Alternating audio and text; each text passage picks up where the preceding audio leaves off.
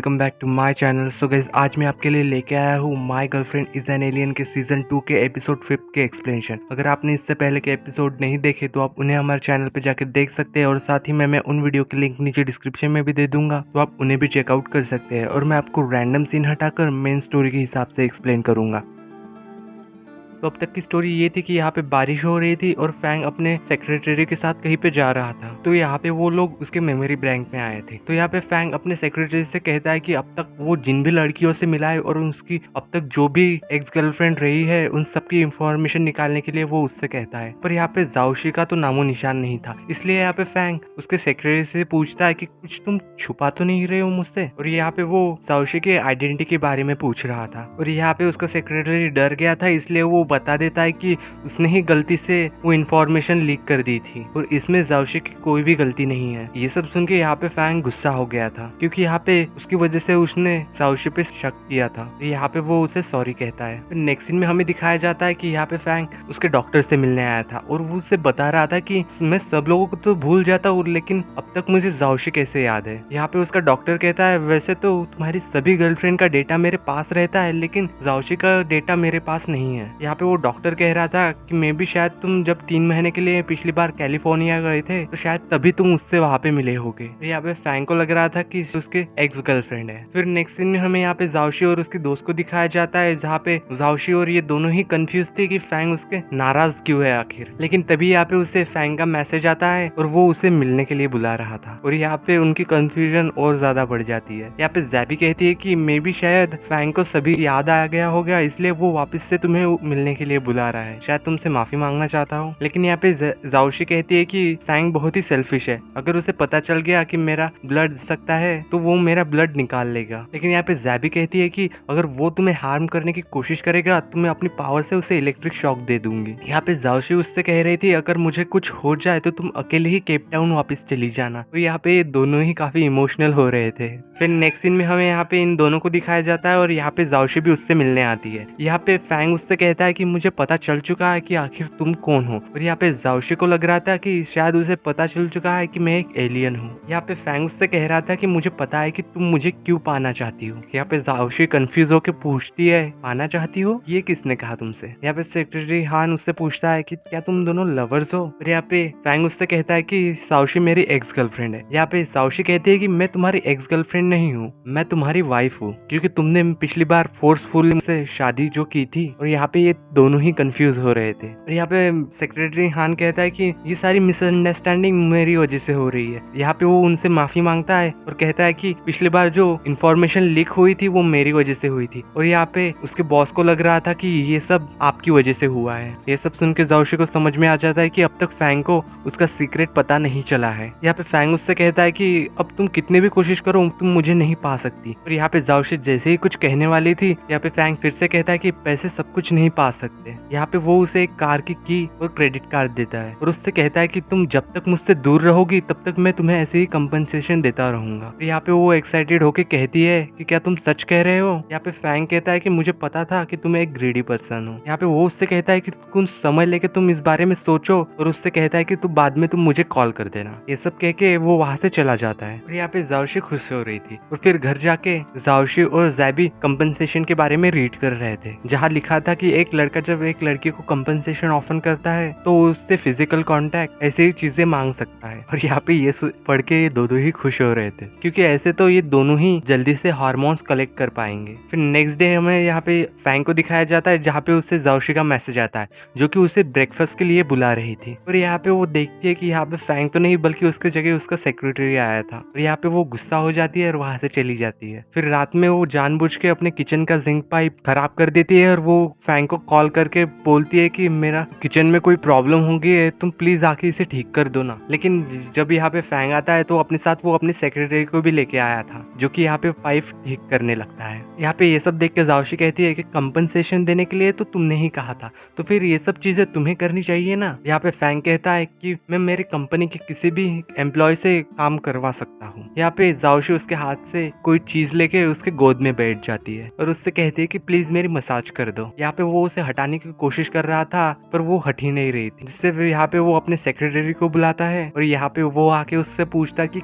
बताओ मुझे कहाँ मसाज करनी है। यहाँ पे जाओशी गुस्सा हो गई थी, इसलिए वो उसी को उसके ऊपर गिरा के वहां से चली जाती है। फिर यहाँ पे हमें उसे अपने दोस्त के साथ दिखाया जाता है, जहाँ पे वो उसे बता रही थी कि जब से फैंग को पता चला है कि मैं उसके एक्स गर्लफ्रेंड हूँ वो तब से मुझे अवॉइड कर रहा है। और यहाँ पे ज़ैबी एक्स गर्लफ्रेंड के बारे में सर्च करने लग जाती है। फिर यहाँ पे वो उसे बताती है कि बॉयफ्रेंड अपने एक्स गर्लफ्रेंड को तब अवॉइड करती है जब उसने उनसे पैसे उधार लिए हो। यहाँ पे जाओशी कहती है लेकिन फांग तो इतना रिच है तो फिर वो मुझसे पैसे उधार क्यों लेगा। यहाँ पे वो दोनों ही कंफ्यूज हो रहे थे। तो यहाँ पे दोनों ही सोच रहे थे कि आखिर उसके बारे में और भी ज्यादा इन्फॉर्मेशन कैसे निकाले। तभी यहाँ पे ज़ैबी को आइडिया आता है कि वो उससे भाई से यानी कि ली से इन्फॉर्मेशन निकाल सकती है और यहाँ पे दोनों ही इस बात से खुश हो गए थे। नेक्स्ट डे हमें यहाँ पे ली को दिखाया जाता है और यहाँ पे उसे ज़ैबी का मैसेज आता है। यहाँ पे ज़ैबी उसे एक होटल में मिलने के लिए बुला रही थी, पर यहाँ पे ली कंफ्यूज हो रहा था कि आखिर ज़ैबी ने उसे होटल में मिलने के लिए क्यों बुलाया है। और यहाँ पे वो अजीब अजीब से एक्सप्रेशन भी दे रहा था, लेकिन फिर भी वो वहाँ पे चला जाता है उससे मिलने। फिर वहाँ जाके उसे पता चलता है कि आखिर ज़ैबी ने उसे पेंटिंग सिखाने के लिए बुलाया है। और यहाँ पे वो पोज देते हुए उससे उसके भाई के बारे में पूछ रही थी, यानी कि फैंग के बारे में पूछ रही थी। यहाँ पे ली को लग रहा था कि शायद वो उसके बारे में जानना चाहती है, इसलिए वो थोड़ी शर्मा रही है, इसलिए वो इनडायरेक्टली पूछने की कोशिश कर रही थी। और यहाँ पे वो फैंग के बारे में तो कुछ नहीं बताता और अपने बारे में ही बताने लग जाता है। और यहाँ पे ज़ैबी को जो फैंग के बारे में इंफॉर्मेशन निकालनी थी, कलेक्ट करनी थी, वो नहीं कर पाती और यहाँ पे उसका प्लान पूरी तरीके से फ्लॉप हो जाता है। फिर बाद में यहाँ पे ज़ैबी उसकी पेंटिंग को देखती है और उसमें काफी सारी स्कैन करके कमियां निकालती है और ये सब सुन के यहाँ पे ली अपसेट हो जाता है। फिर यहाँ पे ज़ैबी उसे ग्लासेस पहनने के लिए देती है और उससे कहता है कि यहाँ पे तुम्हारी सारी कंफ्यूजन दूर हो जाएगी और इससे तुम्हारी मदद भी हो जाएगी। यहाँ पे ली जब वो ग्लासेस पहन के अपनी आंखें खोलता है तो वो देखता है कि वो एक स्पेस में है और यहाँ पे वो खुश भी हो रहा था ये सब देख के। और तभी यहाँ पे वो देखता है कि एक मीटियोर उनकी तरफ बढ़ रहा था और वो यहाँ पे ज़ैबी को प्रोटेक्ट करने की कोशिश करता है और यहाँ पे ये दोनों ही काफी क्लोज आ जाते हैं। और यहाँ पे ज़ैबी उसे कहती है कि ये सब रियल नहीं है। और फिर थोड़ी देर बाद यहाँ पे ली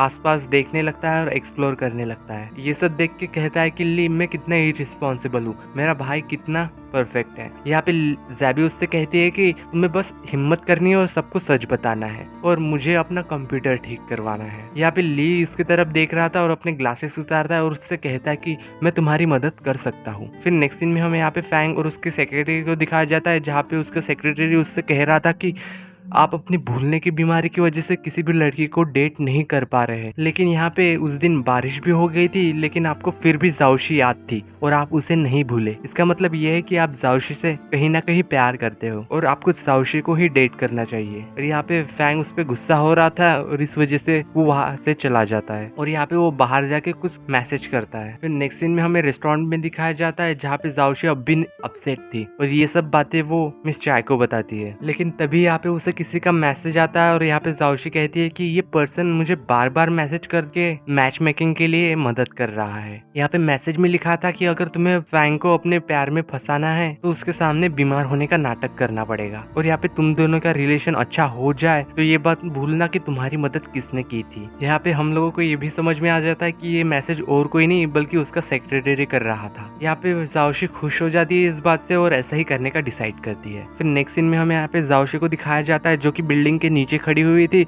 और यहाँ पे फैंग के आने के बाद वो यहाँ पे बीमार होने का नाटक करती है और उसके ऊपर गिर जाती है और उससे कहती है कि मैं बहुत ज्यादा बीमार हूँ, मुझसे तो चला भी नहीं जा रहा। और यहाँ पे फैंग को पता था कि ये लड़की नाटक कर रही है, इसलिए वो उसे हटाने की कोशिश करता है और वो वहां से चला जाता है। पर यहाँ पे फिर भी जाओशी उसके पीछे आती है और वो उसके पीछे ही जा रही थी कि तभी वहां पे उसका पैर मुड़ जाता है और उसे चोट लग जाती है पैरों में। यहाँ पे फैंग उसकी तरफ देखता है और उसे लग रहा था कि जाओशी अब भी नाटक कर रही है, लेकिन जब वो उसके पास जाता है और यहाँ पे जाओशी उठ नहीं पा रही थी तो उसे लगता है कि यहाँ पे सच में उसे चोट लगी होगी और यहाँ पे वो उसे उठा के उसके घर तक ले जाता है। यहाँ पे वो उसके घर के बाहर उसे छोड़ देता है और यहाँ पे जाओशी कह रही थी कि उसके घर में कोई भी नहीं है और घर में लॉक भी लगा है और ऐसी बीमारी में मैं आखिर जाऊँ कहाँ। और यहाँ पे फैंग फिर से आता है और उसे उठा के अपने घर ले जाता है। और तभी यहाँ पे हम देखते हैं कि मिस चाय के घर से ये दोनों बाहर आती है और यहाँ पे दोनों ही काफी खुश थे और यहाँ पे मिस चाय खुश होकर कहती है कि फाइनली अब इन दोनों के बीच में कुछ हो रहा है। पर यहाँ पे ज़ैबी काफी अपसेट हो रही थी और वो अचानक से यहाँ पे रोने जैसी शक्ल बना लेती है क्योंकि उसे लग रहा था कि उसे सच में चोट लगी है। फिर हमें यहाँ पे नेक्स्ट सीन में दिखाया जाता है कि यहाँ पे फैंग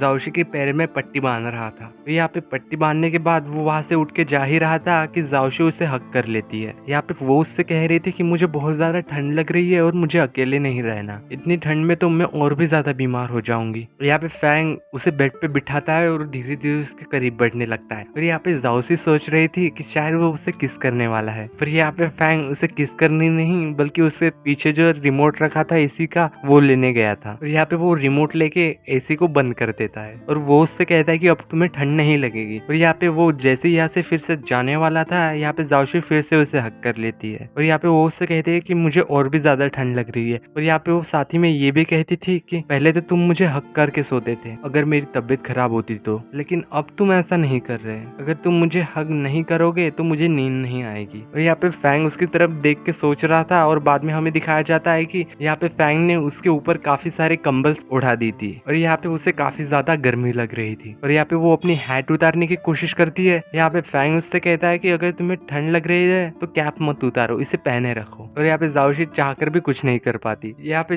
जैसे ही फैंग फिर से जाने लगता है तो यहाँ पे वो उसका हाथ पकड़ के कहती है तुम्हें पता तो है ना कि नींद में मैं ब्लैंकेट फेंक देती हूँ, तुम्हें मेरी आदतें पता है फिर भी तुम मुझे अकेले छोड़ के जा रहे हो। यहाँ पे फैंग कहता है ऐसा अच्छा है तुम थोड़ी देर रुको, मैं अभी आता हूँ। और यहाँ पे वो वहां से चला जाता है और यहाँ पे उसे लग रहा था कि अब तो फैंग उसके साथ ही सोएगा, लेकिन यहाँ पे हमें दिखाया जाता है कि फैंग एक बेल्ट लेके आया था और ये देख के जाओशी शॉक हो गई थी। यहाँ पे बेल्ट लेके वो जाओशी के बहुत ज्यादा करीब आ जाता है और यहाँ पे जाओशी को लग रहा था कि पता नहीं कि अब ये क्या करेगा। और इसी सीन के साथ एपिसोड 5 की एंडिंग होती है। तो यही तक था my girlfriend is an alien के सीजन 2 के एपिसोड 5 के एक्सप्लेनेशन। इससे आगे क्या हुआ ये आपको 6th एपिसोड में पता चलेगा। अगर आप चाहते हैं कि मैं इस सीजन के 6th एपिसोड की भी एक्सप्लेनेशन वीडियो बनाऊं तो आप मुझे कमेंट करके बता सकते हैं और साथ ही में किसी और ड्रामा के लिए मुझे सजेस्ट भी कर सकते हैं। 6th एपिसोड और ऐसी ड्रामास के एक्सप्लेनेशन के लिए आप हमारे चैनल इंक हार्ट को सब्सक्राइब कर सकते हैं। अगर वीडियो अच्छी लगी हो तो लाइक द वीडियो। तो चलिए मिलते हैं ऐसे किसी न्यू और इंटरेस्टिंग स्टोरीज के साथ, तब तक के लिए peace out and thanks for watching.